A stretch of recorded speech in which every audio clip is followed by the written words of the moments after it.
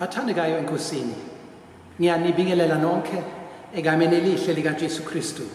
Amen.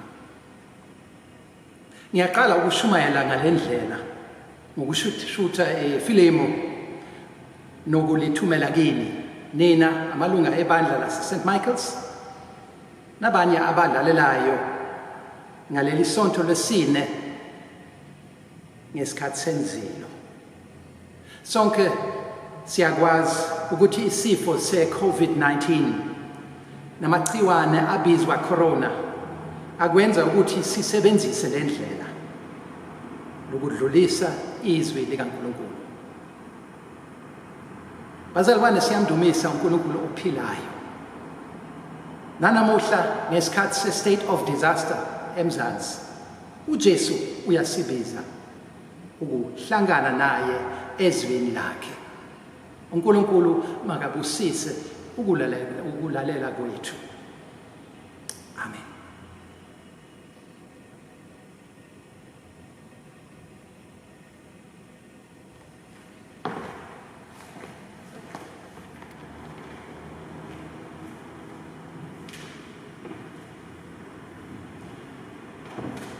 Makubekini umusa nokuthula okuvela kuNkulunkulu Baba wethu naseNkosini yethu Jesu Kristu. Amen. Isifundo sentshumayelo salamuhla sitholakala ngokuba Johane isahluko sesishiyagalolunye ebesini lokuqala lize lifike emashumini amane nanye. John chapter 9 verse 1 to 41. Isihloko sithi uJesu wavula amehlo omuntu owayezelwe eyimpumputhe. Bathandekayo, ngicela nifunde lamavesi emabhayibhelini enu emzini wenu. Nicindezele i-pause button kuleli video. Emva kokufunda niqhubeke ngokulalela intshumayelo. Manifunde manje.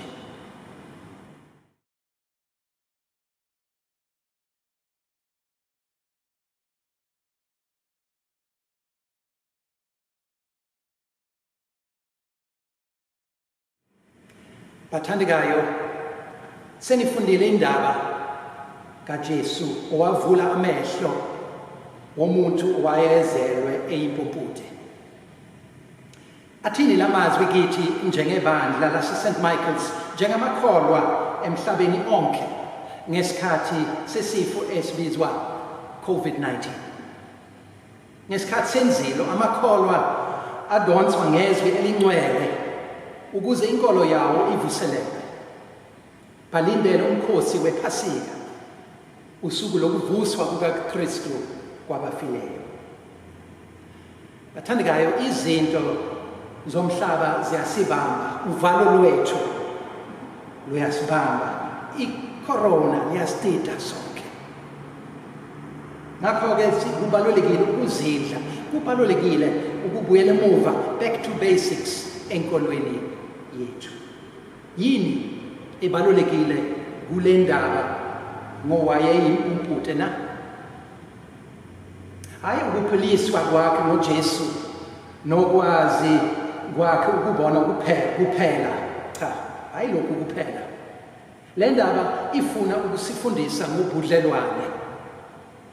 Ngobudlelwane phakathi koJesu nathi. Futhi iyasifundisa ngendlela abantu badidekile ngawo emhlabeni. Sididekile kanjani na? Ekuqaleni simpumputhe ngezinto zokumoya, spiritual blindness. Ngesikhathi bambona owayeyimpumputhe, abafundi bakaJesu bambuza bathi, Rabbi, ngubani owonayo, lona noma abazali bakhe aze azalwe eyimpumputhe na? Lo mbuzo oveza ukuthi badidekile ngempela abafundi bakaJesu. Nathi sididekile kaningi empilweni. Njalo uma sifica nezinkinga sifuna ukumehlula umuntu othile. Sifuna ukuthola isizathu sokuhlushwa kwethu. noma sokuhluswa kwabo.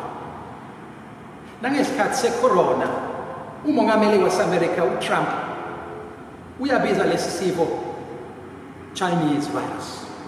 Kungani? Ufuna ukumehlula umunye elinye ilizwe. Kuyasisiza kanjani na? Akusizi lutho. Nonke niyakwazi ukuthi ngesikhathi se-HIV/AIDS bahlushwa abantu abaningi abaphethwe amagciwane. Hayi ngesifo, kodwa bahlushwa ngokubukelwa phansi kwabanye emphakathini. Nanamuhla abanye phakathi kwethu bayaqhubeka ngale ndlela. uJesu uyaphendula, akonanga noma yena noma abazali bakhe, kodwa ukuze kubonakaliswe kuye imisebenzi kaNkulunkulu. Bathandekayo, ngiyakholwa ukuthi nangalesikhathi secorona sizokwazi ukubona imisebenzi kaNkulunkulu na. Ubudlelwane bakho noNkulunkulu wakho buyavivinywa kulesi sikhathi. Ngesikhathi ngidlulisele umlayezo ukuthi indlu yesonto lase-St. Michael's yavalwa ukuze singadluliseli amagciwane ecorona kubantu abadala nabantu abanawo amasosha amaningi umzimba. Ngalesi sikhathi abanye bathi hawu, inkolo yethu incane kanje, uSathane uyanqoba manje ngoba uyasihlukanisa noJesu wethu. Basho njalo, singakwazi ukuhlangana njengamakholwa. Bathandekayo, kuyezwakala ukuthi sikhathazekile sonke, futhi ngesikhathi sokukhathazeka sifuna izimpendulo ngokushesha. uJesu uyasifundisa ngobudlelwane bethu ngaye kulesi sikhathi esihlukile. Uthanda ukuvula amehlo ethu enkolo, eqoshe ubumpumpute bokumoya bethu kithi sonke. Uyimpumpute nawe na? Uma siqhubeke singizonde omunye, singakwazi ukuthethelela spiritual blindness. Ukunganakekeli abantu abampofu kanye labo aba-vulnerable emzimbeni ngezifo ezi-chronic, spiritual blindness. Ukunakekela izinto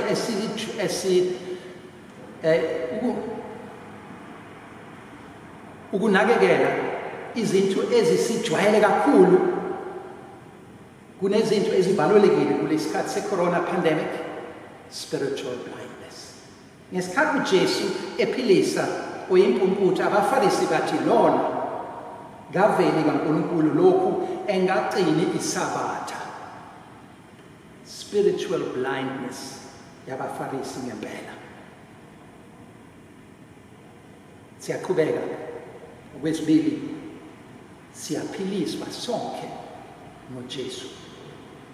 Bathandekayo, uJesu uyasiphilisa ngalesi sikhathi secorona no-COVID-19 ngokusidonsa ngothando lwakhe, avula amehlo ethu enkolo sikwazi ukubona ngempela, sihlukanise izinto ezibalulekile nezinto ezingabalulekile empilweni yethu. uJesu wamphilisa umuntu oyimpumputhe, kusho ukuthi nasezinhluphekweni zethu ngeke sizime kuze kuphakade. uJesu uzolungisa konke ngesikhathi sakhe. Ngakho-ke singasukuma sakhe embusweni wakhe noma sikuphi noma kanjani. Abanye bayakhala bathi angikwazi ukuhlangana nabazalwane ngingedwa, ngiyagive up nje.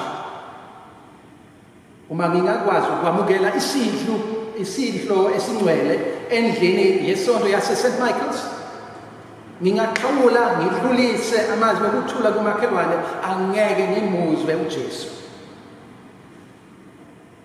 Cha, bathandekayo, uJesu namuhla ngezwi lakhe uyavula amehlo akho ukuze ukwazi ukumlandela uJesu nangesikhathi secorona. Kanjani na?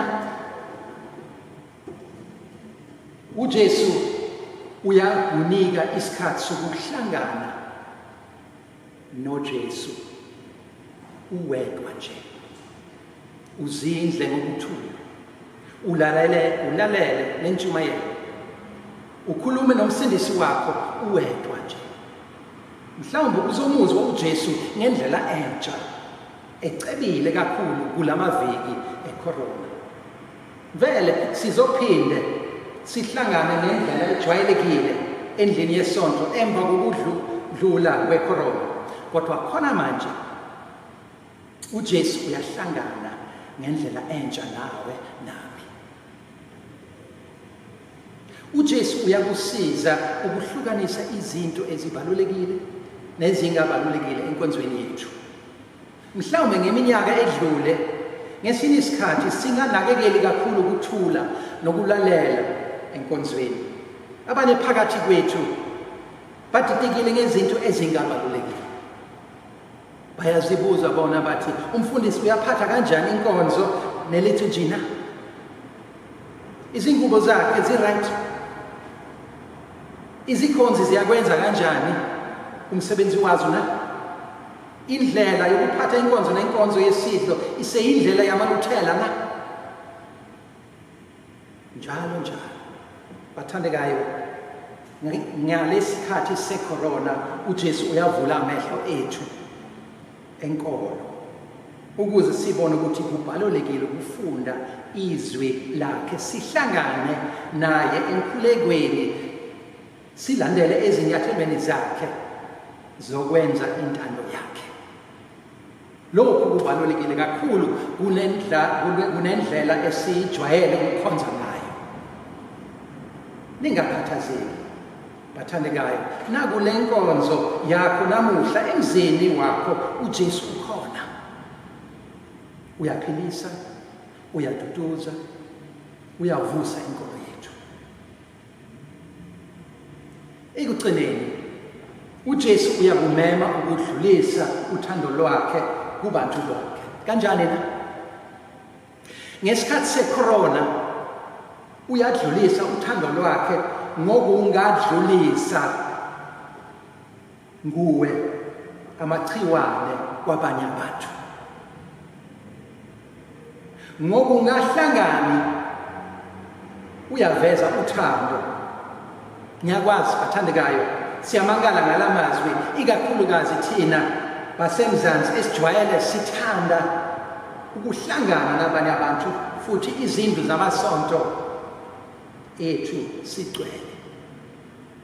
Asithandi umqosha omuntu othanda ukuhlangana noJesu, kodwa kulesi sikhathi ukuhlangana kuthi ukudlulisa amagciwane ecorona. Kunjalo baningi abazokuli kakhulu, isifo sizodlula ngokusheshsha kubo. Kodwa abanye phakathi kwethu bazokula kakhulu bathandekayo. Abanye bezosishiya emhlabeni. Ngakho umlandela uJesu uthi kithi singahlangani endlini yesonto kulamaviki. Futhi empilweni yethu sonke sizame singahlangani nabanye abantu kakhulu. Ngesingisi bathi social isolation or social distancing. Kunjalo baningi phakathi kwethu abakwazi ukuhlezi nje emakhaya ngoba imali ayingeni uma behlezi, kodwa sonke kufanele senze i-social distancing. Kusho ukuthi singasondeli kakhulu komunye umuntu. Uma kufanele uhambe ne-taxi, uphathe indwangu ngaphambi komlomo wakho. Ungenalo i-face mask. Uhlambe izandla kaningi ngosuku. Ungathinti kakhulu umlomo, namehlo, namakhala nezandla zakho. Singadlulisa uthando lukaNkulunkulu futhi ngokungalahlekelwa ithemba. Yebo, kunzima futhi kusazoba nzima kakhulu kithi emzansi, kodwa uma sinoJesu bathandekayo, sesiyakuthina ngalokho na? Uma uNkulunkulu emi ngakithi, ngubani ongamelana nathi na? Ngalokho philani njengabantwana bakaNkulunkulu niziphathe kahle, be responsible, kodwa ningabi novalo olukhulu, don't panic. Futhi ningadlulisi i-fake news kwi-Facebook ne-WhatsApp. Niyakwazi ukuthi kwi-TV nakwi-radio nizothola ulwazi oluthembekileyo. Uyanela. Singadlulisa uthando lukaNkulunkulu futhi ngokunakekela abantu abadala nabagulayo phakathi kwethu. Bangaphumi kakhulu emzini behlezi emateksi, kodwa nina nibasize ngokuthenga ukudla noma ngokubasiza ukuthola amaphilisi, chronic medication, njalo njalo. Ungadlulisa kakhulu uthando lukaNkulunkulu ngokukhulekela abantu, ubabeke ezandleni zikaNkulunkulu emkhulekweni wakho. Kubalulekile lokhu bathandekayo, ikakhulukazi kulesikhathi asisebenzise lesikhali sethu. Ukhulekele abantu abasebenza ezibhedlela nakumaphoyisa nezinye izinhlelo zomphakathi. Ungadlulisa kakhulu uthando lukaNkulunkulu ngokuthumela i-WhatsApp namazwi anika ithemba eliphilayo kwabanye abantu. Hayi amazwi aqwayisayo kuphela. Mfonele lo muntu odinga amazwi othando. Ungalahla idatha lakho lokufunda kwi-Facebook isikhathi sonke. Bathandekayo, isiqubulo sesonto sithi impela ubuhle nomusa kuyangilandela imihla yonke yokuphila kwami. Ngiyakuhlala endlini kaSomandla kuze kuphakade. Ihubo 23:6. Futhi izolo samfihla ubaba mNomia, owamthanda kakhulu uJesu nokuhlala endlini yakhe. Lesikhathi secorona siyasifundisa ukuthi indlu kaSomandla akusiyo indlu e-43 Miller Street la, kodwa kuyindawo noma kuphi empilweni yakho uhlangana ngayo nomsindisi wakho, uJesu Kristu. Nanamuhla ngesikhathi ulalele lentshumayelo uhlezi endlini kaNkulunkulu, ngoba yena uhlezi nawe khona manje ngomoya wakhe ongcwele. Manje ngithi kini nonke, go in peace, serve the Lord, uhambe nokuthula, uqhubeke emsebenzini kaNkulunkulu. Umusa weNkosi yethu Jesu Kristu nothando lukaNkulunkulu nokuhlangana kukaMoya oNgcwele makube nani nonke manje kuze kuphakade. Amen. Nkulunkulu Baba, sithanda ukubonga izwi lakho. Sithanda ukubonga ukuthi wena ungumdali wezulu nomhlaba. Wena ungubaba wethu osithanda kangaka. Siyakwazi ukusondela kuwe nangesikhathi esibi. Baba, siyabeka ezandleni zakho umhlaba wonke, ngoba abantu baningi bahlushwa yisifo se-COVID-19. Baba, lesi sifo siyangena futhi kithi eMzansi. Siyacela Baba ukuthi uphilise abantu abagulayo phakathi kwethu, usivikele ezingozini zonke. Baba, sicela futhi ukuthi inkolo yethu isisize kulesikhathi esinzima. Ube nathi ngomoya wakho ongcwele Baba. Khipha uvalo lonke ukhona kithi, sigcwalise ngethemba eliphilayo, ukuze sikwazi ukufakaza ngenkolo yethu nangesikhathi esinzima. Baba, siyanikela abantu bonke baseMzansi ezandleni zakho, nabangane bethu, ama-partners ethu eJalimane. uNkulunkulu basize. Siyabonga ukuthi siyakwazi ukusondela kuwe noma nini. Siyakwethemba wena, uNkulunkulu Simakade.